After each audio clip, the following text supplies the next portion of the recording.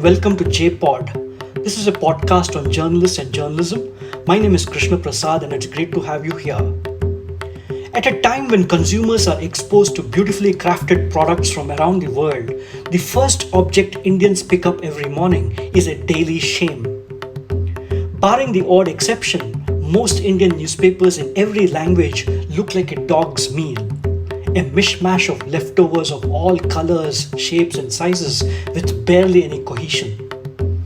Ugly ads on clumsy pages, stories which end before they begin, and subheads, blurbs, pictures, fact boxes, graphics, all vying for attention. The general look and feel of India's morning newspapers is no different from last night's noisy TV news channels. And it's a user experience carried on to websites and phone apps. Publishers and editors compare this approach to the thali, giving time-starved readers a bit of everything to taste. But the same media outlets present their audience to advertisers as aspirational, as if clean aesthetics is not one of the aspirations of a reader looking at an iPhone or a BMW ad.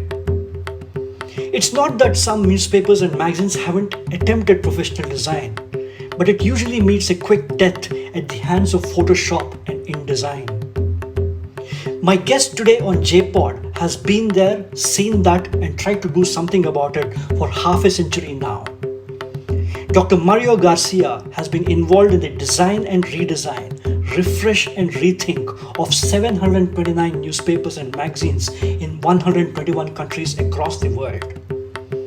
He has had a hand in the Wall Street Journal and the Hindu, the Washington Post and the South China Morning Post.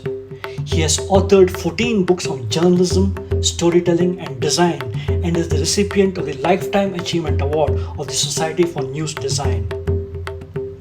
On the last day of August, Dr. Garcia unveiled the new look of the Hindustan Times, a paper he had designed earlier. In this episode of JPod, Dr. Mario Garcia discusses his latest project, the challenges of designing in the mobile phone era, and why the front page of the Times of India looks like the window of a hardware shop to him. Dr. Mario Garcia, a living legend in journalism, welcome to JPod, the podcast on journalists and journalism. It's an honor to have a conversation with you all the way from Florida. And I thank you very much, sir, for making the time and thank you for taking the trouble. I am very honored to be in your podcast, Krishna. And I am, yes, in Florida for a few more days before I return home to New York City. So it's good to share ideas with your listeners. Thank you so much. Dr. Garcia, in the middle of a global pandemic, when everybody has been sitting at home, you have completed project number 729 in your extraordinary career that spans 121 countries. You and your team at Garcia Media have redesigned India's second biggest English newspaper, Hindustan Times. Talk us through this journey, Dr. Garcia. When were you sounded out? When did work begin? How long did it take? And what was it like to design a newspaper over Zoom?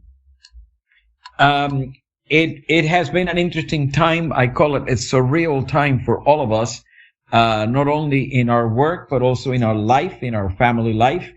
I have been isolated at a beach here, at my beach condo in Florida for 6.5 months.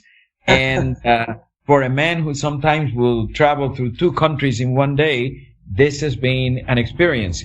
But going back to the Hindustan Times team is like family to me. We have been working together on a variety of different projects over a span of almost 14, 15 years, including the creation of the sister newspaper Mint, the financial newspaper of India. And so when I was called back for a refresh of the Hindustan Times, it sort of coincided with the publication of my new book, The Story, and which is it's a book all about mobile storytelling.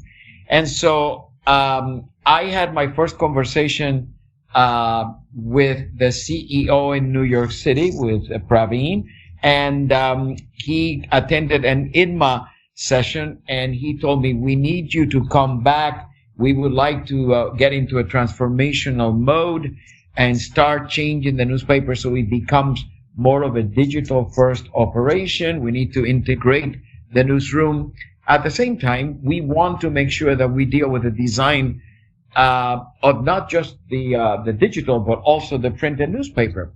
And so it was planned. The work began, working very closely with Sukumar, the editor, and of course with my good friend Anup Gupta, who is the creative director with whom I have worked in every single project at the Hindustan Times. We will now embark in the new project. There will be for the vernacular language newspaper for Hindustan. That will be the next thing we will tackle together. So this is like working with family for me. Was this the only project you have executed during COVID, or have there been other projects besides Hindustan Times? Oh, no. I have also launched the financial newspaper of Germany, Handelsblatt, who are my current clients. We worked on a total transformation, including the transformation of print, and we continue now to work with the transformation of digital. In fact, I will be traveling to Germany next month, in October, to spend a couple of weeks with them. So those two projects were launched. In the final analysis, the final weeks of each of these projects was done entirely and exclusively on Zoom. And of course, out of 729 projects, to do 728 and 729 without me being there is like you are the obstetrician and you're going to deliver this baby by Zoom and see it come to life in Zoom. I have to tell you that it worked, it was successful, but it's not the same. As I always say, one of the things I miss the most is to have a toast with the team, open up a bottle of champagne and say, we've done it. So that we have a rain check on that. We will have to do that in person, but it worked. I mean, both of these teams, the Hindustan Times and Handelsblatt, have very devoted editors and designers. And we were able to keep a discipline of day by day Zoom meetings leading up to the launch. And we're still doing that. We review the progress on Zoom. It's not the same, but let me tell you, it's good that the technology allows you to do that these days. You can imagine what it would have been to do this long distance without the benefit of these video conferences and so on. Technology has advanced enough that this is possible. So in a manner of speaking, this is an immaculate conception. Yes. Dr. Garcia, you said, and I know that you have designed the Hindustan Times before, and you have also done its business newspaper, Mint.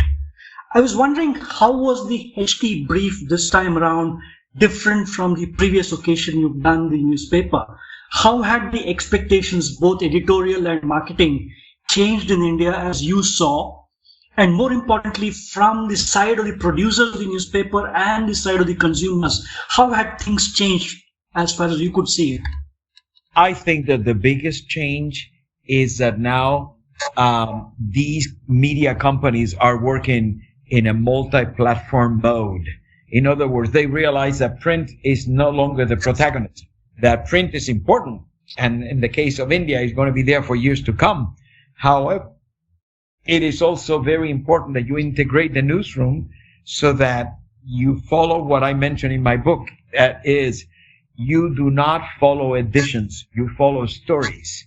When you follow editions, you concentrate all your efforts in tomorrow's newspaper. It comes at 6 o'clock in the morning, everybody will have a copy of the Hindustan Times. Well, the world doesn't move that way anymore. Yes, there is a copy of the Hindustan Times or the Times of India or the New York Times waiting for you in the morning if that's what you want to do and you want to read in print. But you follow stories in a 24-hour cycle. Some of the stories are refreshed every 2 hours, every 30 minutes. And so to bring the newsrooms to that level of constant updating of stories, to not really follow specific editions, but to follow certain stories and update them So when your readers come to the phone or come to their iPad or even come to their laptop, they will see that that story, which they first read at 7 o'clock in the morning, now has a good update at 10 o'clock in the morning. That is a challenge. That is a challenge. As I mentioned in my book, today's journalist needs to learn that the average reader leans forward all day. The average reader comes to a phone 114 times in a day, just for many reasons: to order food, to see the map, where am I going, but also to read news. And so one day in the life of the phone is 114 calendar days of a daily newspaper that appears at your doorstep at 6 o'clock in the morning. Just think of that. Editors need to adapt to that challenge. That's very well said. It's now a fortnight since the new design was unveiled at the Hindustan Times. I was wondering that since you've been sitting in Florida and looking at these designs in these 15 days, how has this execution compared with previous designs for HT? I think that they are doing a very good job. Two weeks is a very short time to do the final evaluation of success or failure. I usually take 6 weeks, and in 6 weeks we do a post-mortem and we go, this worked, this didn't work. But so far, it's interesting to see the reactions, Krishna, because the reactions have been global and the reactions have been national from many of Indian critics and media people and friends of mine as well. And at the same time, local from Delhi readers. And I can tell you that one of the most dramatic changes in the Hindustan Times of today was the branding. There was a move to move back to a classic old letter branding, which is what was there in the original Mahatma Gandhi creation of the newspaper. We, of course, took that old letter and refreshed it, changed it, and had a typographer, Tobias Frere Jones in New York City, one of the best contemporary typographers in the world, take it and redraw every letter. So it's a really masterful piece of work. The global reaction to this has been 100%. What a wonderful thing. This paper now looks so elegant and classic. The Indian reaction is different. Many of my followers in India respectfully have questioned, why would you do this? You need to attract younger readers. Why would you go to a retro period and have black letters, which are so classic, but so much a part of another century? And of course, we are saying you have to shake hands with the past, especially when you have a rich past like the Hindustan Times, to embrace the future. And that's what we've done. But there has been the reaction towards the branding has been more questionable within India, and that it has been globally, which I think is an interesting phenomenon from my viewpoint. That's very interesting to hear from you, because that's pretty much what I have heard too. Yep. But on the whole, the design I think is very tight, very neat. But that's just me speaking. But after having worked for 727 projects before this, the question to you, Dr. Garcia, is there anything that any publisher or editor or manager says that you haven't heard before? Or have you mastered the art of hiding a yawn each time they start talking? I think that each project is different. I cannot compare two of the 729 projects in 121 countries and tell you these two were identical. And each market is different. India has very peculiar readers who still read their printed newspapers with gusto. They wait for the printed newspaper. I think that COVID may have changed that somewhat, not only in India, but globally, because there was a period in the early days of COVID when people were afraid to touch paper. And I don't blame them. It was a global phenomenon. That's why digital editions flourished during the COVID-19 period, because of a fear of people coming in contact with paper. and being contaminated perhaps by paper. Having said that, every time I have worked in India, which has been for many years, and I have done newspapers, like the Hindu, for example, and Malayalam Manorama, I always come out of India thinking, my God, the people here have an appreciation for print. They enjoy reading their printed newspaper. You walk out in the morning and you see people reading their newspaper, and the circulations are incredible. I mean, you could have a regional newspaper that prints 1 million copies, but it will be read by 12 million people. So this is probably the envy of many other markets. Having said that, when I approached the Hindustan Times project this time, whether it was for Rajan Dolo, the marketing director, from Sukumar, the editor, there was this new spirit of, we need to become more digital. We need to become more of a mobile first operation without abandoning print. And I think a lot of the workshops that I conducted with the journalists, a lot of the philosophy behind the Hindustan Times project embraces that. But it's the same thing in Germany. You cannot adapt all of these new philosophies in a matter of weeks. It takes months. And I think that the journey the Hindustan Times has started now is a journey by train. This is not a journey on a fast jet. And that train is going to be on track to take you to where we would like to be 9 months, a year from now. But the process, the journey has started.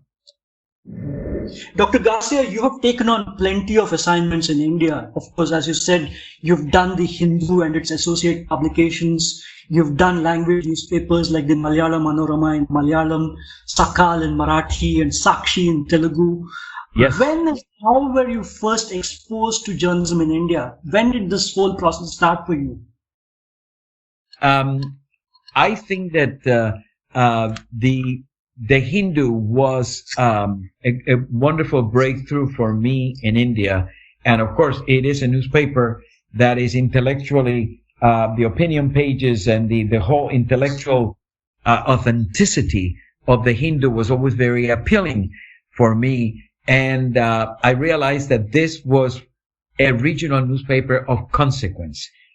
It could be like newspapers in the U.S., like the Chicago Tribune or the L.A. Times, these Kansas City Star. These are newspapers that are not in the major center or a major city, but they carry weight because of the type of journalism and the type of influence that they may have as opinion makers.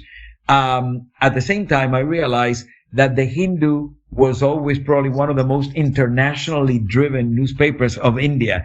Even when I first did it, it didn't have the usual visual congestion that you see in newspapers in India. I mean, even the Times of India has so many stories all over the place. It's what I call the window, the hardware store.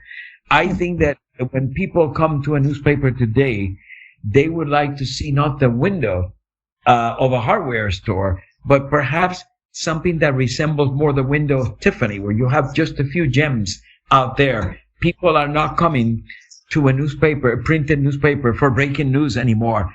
It is a more lean back experience. So why should you have such an agitated, congested look? And I think the Hindustan Times may now join the Hindu as two titles in India that have come to realize that perhaps less is best, and that you need to dance the reader into a publication that will help him relax and so on, and make the journey through a printed newspaper more pleasant than having congested pages and also briefs. For example, in a printed newspaper, you no longer need to have columns of briefs around the nation, around the world, because you have to accept that a lot of that information is coming out through mobile. So by the time people come to a printed newspaper, longer stories, you want to sink your teeth into longer pieces and have a more relaxing environment. And for those who tell me, but you're not going to attract 18 and 20-year-olds with these pieces, we're not trying to.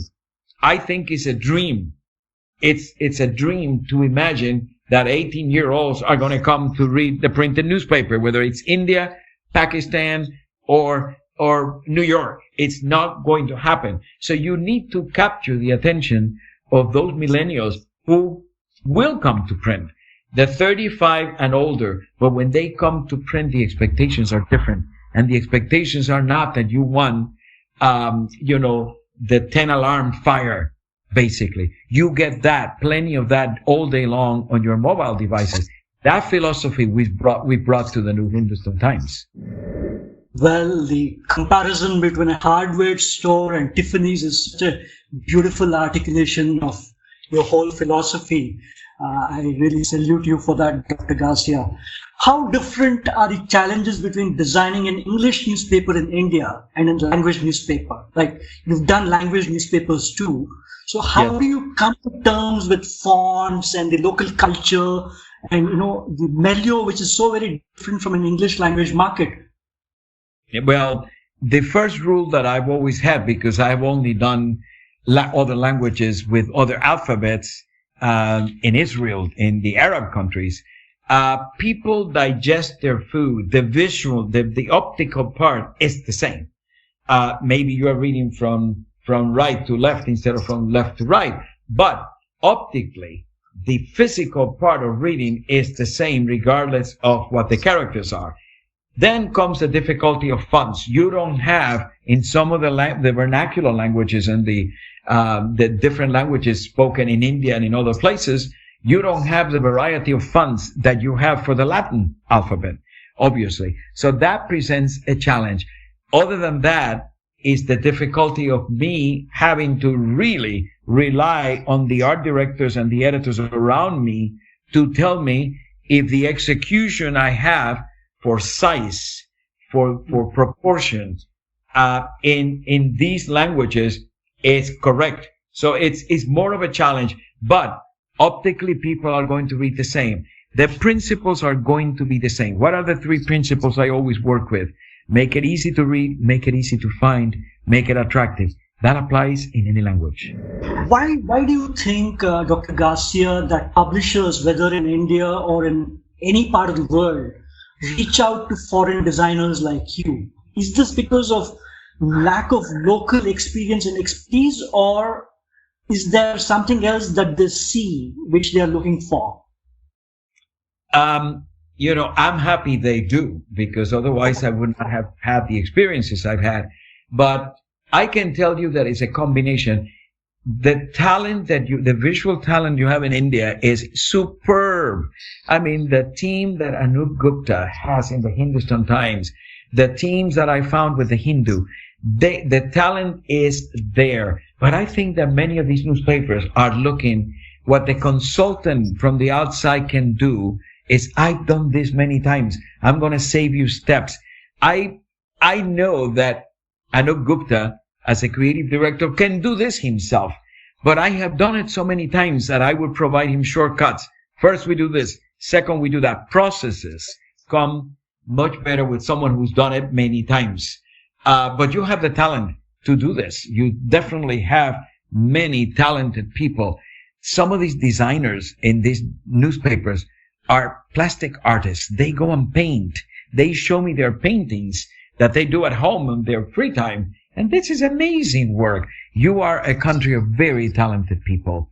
And I think specifically in the visual arts. I have sat to have lunch with a designer in India who is actually doing a caricature of me while we're having lunch, and then I want to take this caricature home. It's beautiful, but it was just done in jest. It was just done while we were eating. And so you have this time around, Anup's team, it's a very young team. I was mesmerized by the work that they did all along. I mean, it's amazing. But I think the consultant brings the experience, and in many cases, there is a certain what we call cachet to it. The outside designer is going to bring elements that if you are there day in and day out, only surrounded by Indian media, only looking at what your colleagues do, it could become a vicious circle. We will add some perspectives from the outside that perhaps are not easy to see if you are seeing the same type of design on a daily basis. At the same time, I learn from these people. I want to make sure that we preserve what is so typically Indian design. For example, with HT City in the Hindustan Times and the weekend editions, those are very magazine-ish. They're very nice and elegant, but they have the spice of India. You cannot come in there and create these supplements that are so skeletal and so Germanic that they are totally foreign to the culture of India. So if I was traveling, this very thin line of, yes, we want to make it modern, but at the same time, it has to have the smell, the flavor of India and not any place else.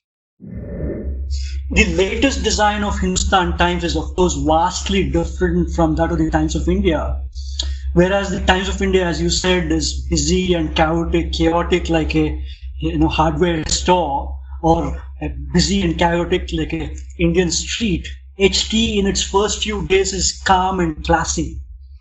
I was wondering, Dr. Garcia, how do you go about the process of designing a newspaper or even reshaping a paper you have designed before in a hyper-competitive market like India? I mean, do you look at the rival papers or you don't, or you just start off on a whim? No. I mean, I am trained as a journalist, so you do your homework, and this paper is going to exist in a world surrounded by these other titles, whether it's in the street, in the kiosk, in the stores, on the coffee table. So you have to really create a design that adapts to that reality of where the product dwells and exists. Very important. I also read a lot of the marketing data which is available, and I have plenty of that from Rajan and his team to show me these are the people who are reading, these are the people who are not reading, these are the people we may have lost that we need to capture again. And then you deal with trends that you as a consultant bring in. What are the trends for print? Well, longer pieces, larger photographs. The main advantage of print is that you can have big photos and big illustrations, because you could never do that in the small size of a telephone. But on the telephone, you can have a video. You can have an animated graphic. Those are the pluses of that medium. Part of what we did with the Hindustan Times, and I do with all my clients, and that I mention in my book, is in a multi-platform environment, one size does not fit all. But the newsrooms, in most cases, I would say 65% of the newsrooms in the world still come to work every day to plan a printed edition. And 80% of the people are reading this in other platforms.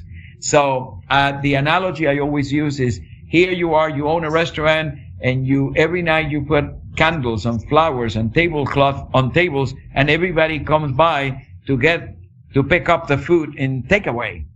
So you need to adapt to the realities of the time. And the realities are that people come to the newspaper, the printed newspaper, if they come to really read longer pieces. It's a more relaxing experience. They don't come with the expectation that this should be the hardware store. They have not come here to see 25 hammers and 1,000 nails displayed on a page. They want to make sure somebody has picked the pieces that if you're going to relax with a newspaper, these are the pieces you're going to read today. So that's the philosophy if you are in a multimedia environment. Do you ever regret never having got a chance to do this newspaper or that newspaper around the world, or even say let's the Times of India in India? Do you ever regret not having got a chance to do the big ones, like say the New York Times, the Times of India, the Times London? Do you ever get a feeling like that? I have been very busy with my work over half a century. But yes, I would have liked to have, I have done the Washington Post. That was a wonderful paper to do.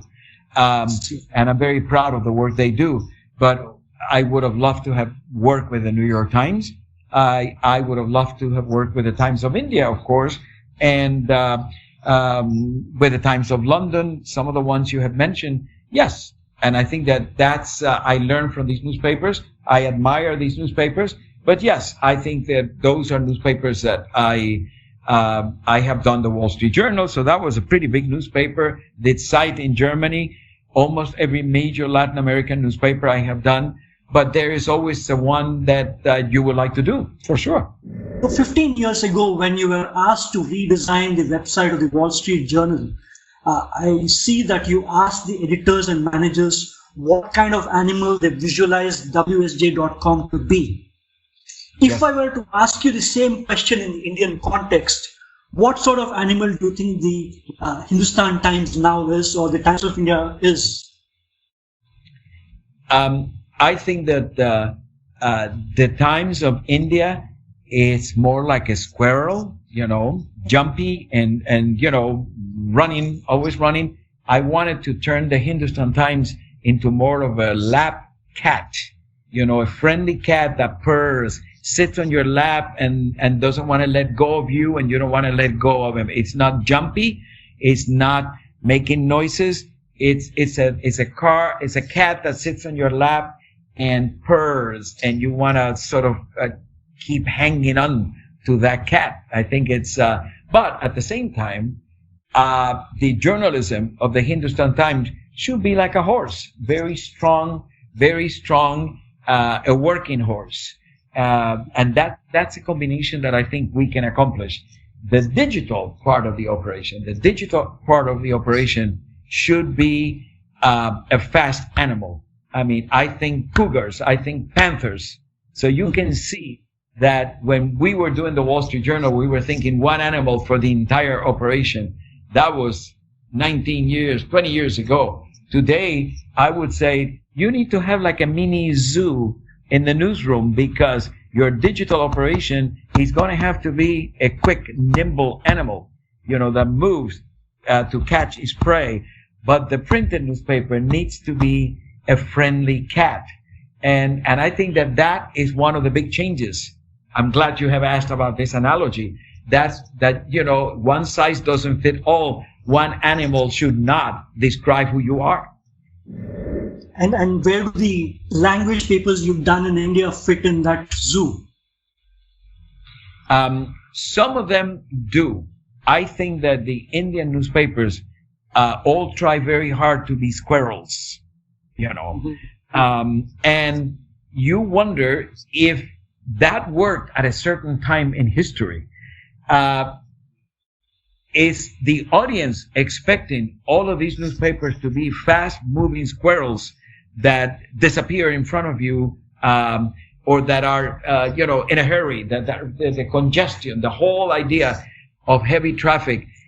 I don't think that many Indian titles have had the day of reckoning to sit there, the managers, and say, are we doing the same type of journalism that we did in the India of the 80s or the 50s or the 70s? Because that is a kiss of death. Times have changed. When I go to India, I see that you have one of the youngest populations of the world. And all of these youngsters in your crowded streets have a phone in their hand. And so are media companies aware of this change in lifestyle, of this change in how people communicate? We began some of that with the creation of Mint. I worked there with a wonderful editor, Raju Narisetti, that until earlier this year was one of my colleagues at Columbia University on the faculty. Raju is I worked with him on the Wall Street Journal. Raju Narisetti is probably one of the smartest editors that I have ever worked with. And even when we did Mint many years ago, we were already thinking that Mint would be in print, would be one experience, and it would be another experience in digital. I think that you have to say that Mint was probably one of the Indian pioneers in this whole business of a multi-platform title. You've been here many times, Dr. Garcia. I was wondering, generally speaking, what is your impression of art and design and aesthetics in India? Generally, I'm not just talking about journalism. And how does this compare with American or European sensibilities as you've seen from your own experience, or perhaps even in South America? I think that one of the main differences is the color palettes. The color palette of India is very inspiring, and you see it in the beautiful dresses that even women of the lower classes, you see them walking down the street, and the color is mesmerizing. To me, it is. I see it, for example, at the door of some of the homes, or even some of the offices in the newspaper, where they have combinations of pure art with rice and grains and so on. I see it with some of not the tattoos, but the paintings that some of the men and women put on their hands and so on. There is art everywhere. India is one very live, breathing kind of spectacle of art, and not necessarily in the museums. You don't have to go to the museums. So coming from the outside, coming from New York, as I usually land there from New York, it's really a gift to the eyes to see how the Indians really treat art in their daily lives, not just painting a painting. Like I told you, many of the designers that I work with show me the artwork they do. I am talking about the art of the streets, just the color, the bright colors of yellow and magentas and greens in the dresses. I have been to Indian weddings. I mean, that is an explosion of color, an explosion of art at every step. And I also like when they really go into paintings that are more religious, in a sense. The many visions that you have of Shiva, for example, the colors, the expressions, it's very typical Indian art that you don't find every place else. I have been inspired by those color palettes in every single project I did there. And in fact, when the editor sometimes insisted in making a more international color palette, I have always regressed a little bit and say, this is not Scandinavia. This is not Germany. I always look at curtains, for example. I've designed newspapers in Brazil. I've designed newspapers in Sweden. And if you take a train ride in between Stockholm and Gothenburg, you will not see a single house with curtains other than white. Farmhouses, castles, rich houses, poor houses, curtains are always white. If you were to take a train ride from Sao Paulo to Guyana, you will see as many colors for curtains as you see in India. And so the color palette is organic. It comes from the people. And you cannot come in there and put a very soft color palette in an Indian newspaper when the people step outside, the colors are not that. I think that color is, to answer your question and summarize it, color is the key to how a society represents itself artistically, and through fashion, through murals, through graffiti. And I haven't traveled to 121 countries. I can tell you that is one generalization I can make. Absolutely. Dr. Garcia, you repeatedly also said that print is no longer king, but the phone is king.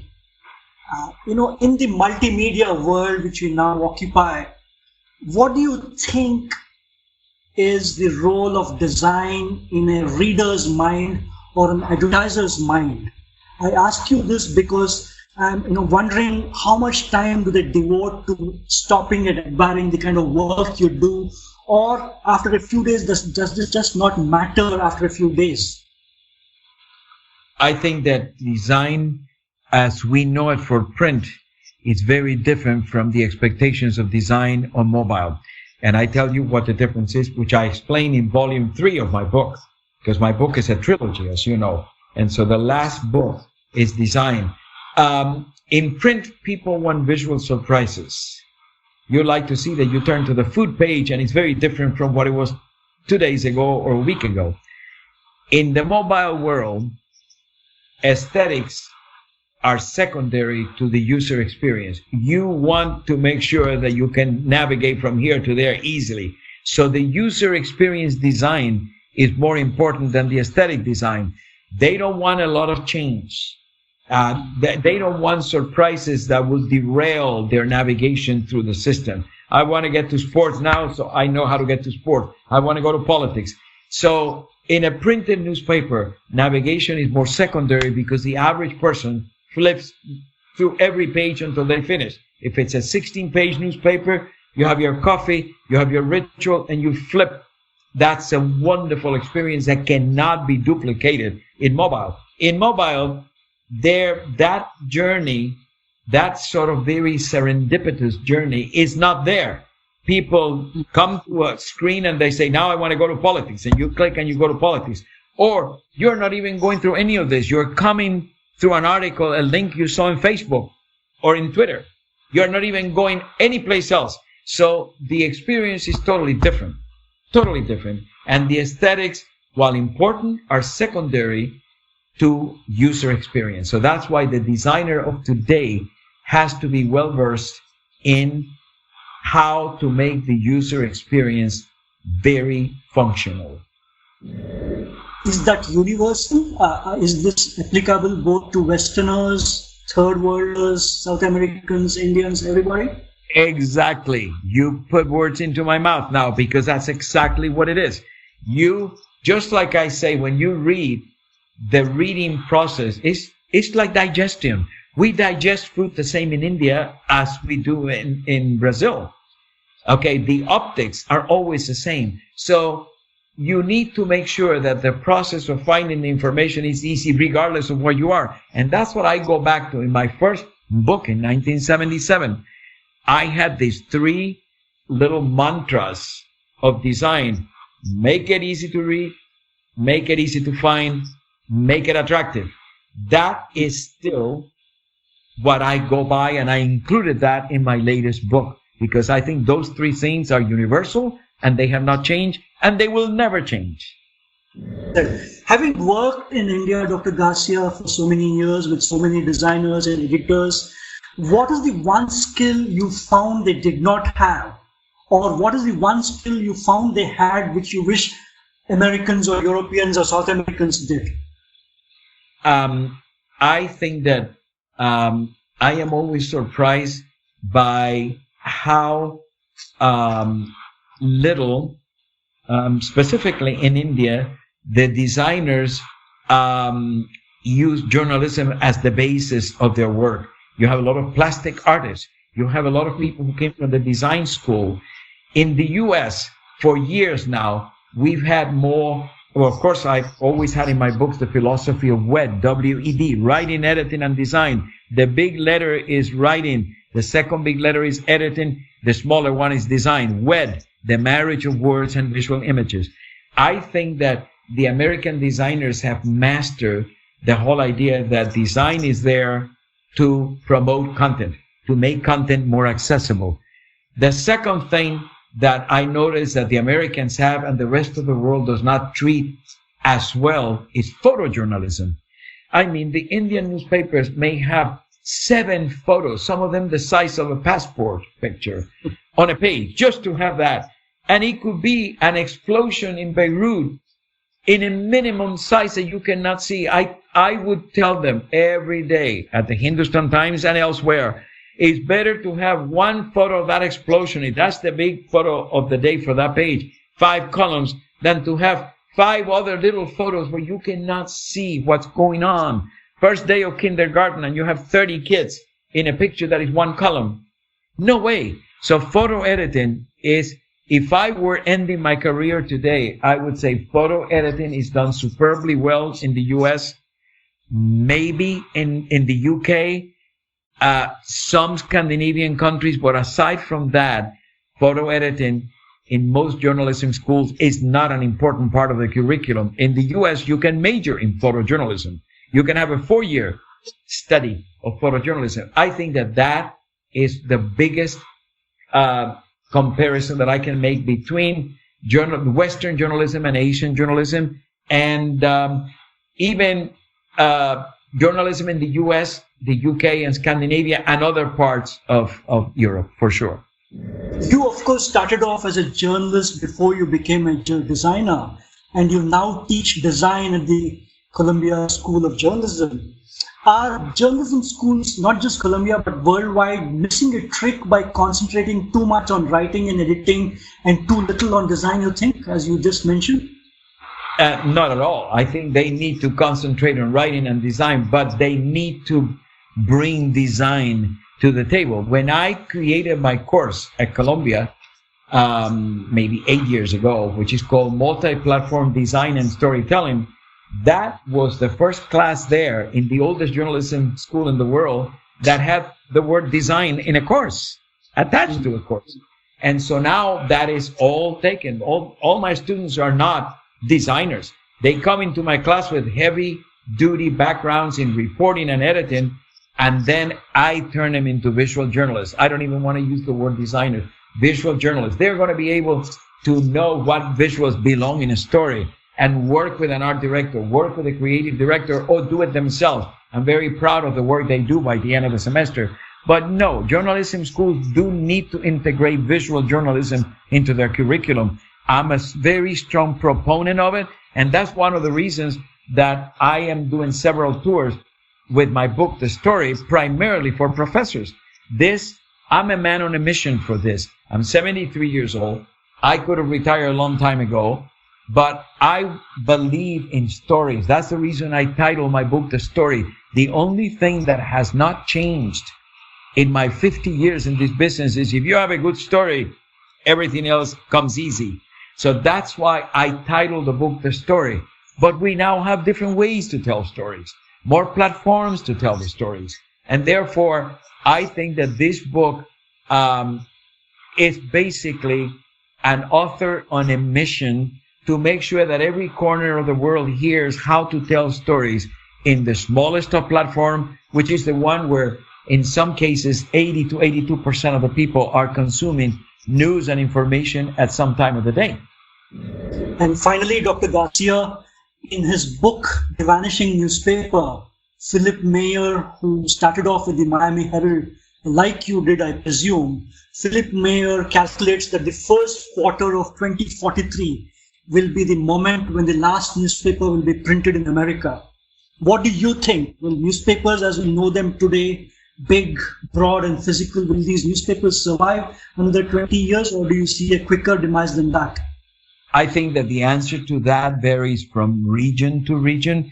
In Latin America, as in India, people still read their printed newspaper. There are bad connections in many regions of Latin America, just like many regions of India. And so printed newspapers fill a role. However, where I agree is that in Western countries, you will see that the Monday through Friday printed newspaper is not viable and we will not exist. But I believe, and maybe this is my romance with print, that a weekend newspaper in print will be there for years to come. People will want to disconnect.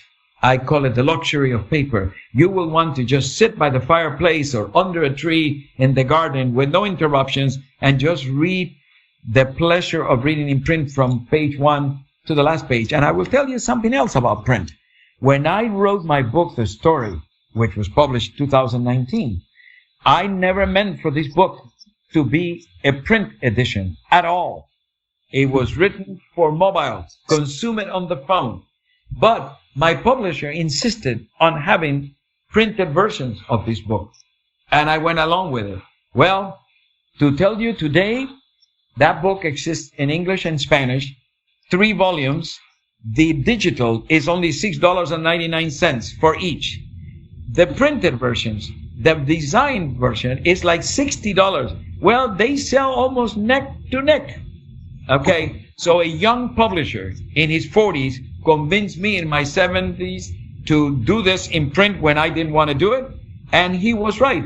People do want to buy these books and read them in paper. I am surprised, but happily surprised. So let's not write the obituary for print yet. Wonderful. Before we wind up, Dr. Garcia, as I promised you, I have a sort of a Proust questionnaire for you, just like in Esquire magazine. A set of 12 short questions requiring just a word or a sentence in response, and I'll be really grateful for your answers. So All here right. goes, Dr. Garcia. 1. What do you consider as your greatest achievement? Die Zeit of Germany, the newspaper Die Zeit of Germany. Which historical figure in journalism do you most identify with? I really identify with Katharine Graham, the publisher of the Washington Post, for her courage during the Watergate years, which was really a bright, brilliant moment in the history of American journalism and journalism generally. Which is your favorite movie on journalism? And don't say it's All the President's Men. I would have to say is the Philadelphia Story. Which media publisher do you admire the most besides Katharine Graham? Media publisher. I admire many media publishers. To be honest with you, I think I admired Dieter Forhosbrink in Germany because of how he's been able to hold on to Die Zeit, which is really the intellectual newspaper, at the same time a regional newspaper like Tagesspiegel, and a financial newspaper. 3 very distinct titles, which he didn't have to hold on to these titles, and he did, and he's working hard to make these newspapers prosper in the digital era. What is your greatest extravagance as a designer? Extravagance? Yeah. I think that I would just say that use of white space when I can get away with it is my greatest extravagance. What is your greatest fear when you design a newspaper and leave the organization to go on to some other project? My greatest fear is that the people at the top will not have the courage to transform. What is a trait you most deplore in yourself? I think that I sometimes let the emotions of the people that I am working with to slow me down. If you could change one thing in today's journalism, what would it be? I think it would be that we become less opinionated and that we return to the days when reporting presented both sides of the story and the reporter really did not incorporate himself or herself in the story. And that I tell my students. What do you consider the most overrated virtue in journalism? Yeah, the most overrated is, in a sense, I'm going back to the same, specifically in 2020, total objectivity. It's quite overrated. What is your most treasured possession as a designer? I think that all design should be there to serve the content. Journalism, stories is what people come to these publications for. They don't come to just look at them. The penultimate question, what is your greatest regret? Well, I think it probably was to turn down some projects that could have been spectacularly important and meaningful, but I had to turn them down because I was involved with a competitive title. And in looking back, when you reflect in your 70s, you say, I should have handled that better, for sure. And finally, Dr. Garcia, how would you like the world to remember you? I would like to remember me as a positive person, optimistic, who believe with passion in what I do, and that is the reason I'm still doing it. That's it. A man with passion who was on a mission to make newspapers read better, to make journalism stand out. That's still my mantra. That's still what I get up every day to do. Fantastic. That's Dr. Mario Garcia, journalist, journalism teacher, and the world's foremost news design guru. a prolific genius with half a century of designing 729 newspapers and magazines in 121 countries across the world, with over 300 awards to his name. Thank you very much, Dr. Mario Garcia, for joining me from Florida for this episode of J-Pod. Here's wishing you many, many more years of reimagining and revisualizing journalism, which another Garcia, the Nobel Prize winning journalist Gabriel Garcia Marquez, called the best profession in the world. And thank you all for listening. Thank you, Krishna. It has been an honor and a pleasure, and you have very good questions. So I enjoyed this. Thank you. Human history had many examples of stalwarts who were accelerate in diverse areas, be it Aryabhat, Leonardo da Vinci. Human history had many examples of stalwarts who were accelerate in diverse areas, be it Aryabhat, Leonardo da Vinci. The theme music for J-Pod was composed by me, Krishna Prasad, using GarageBand. You can follow Dr. Mario Garcia on Twitter at Dr. Mario R. Garcia. His website is at garciamedia.com. Thank you all for joining us on this podcast.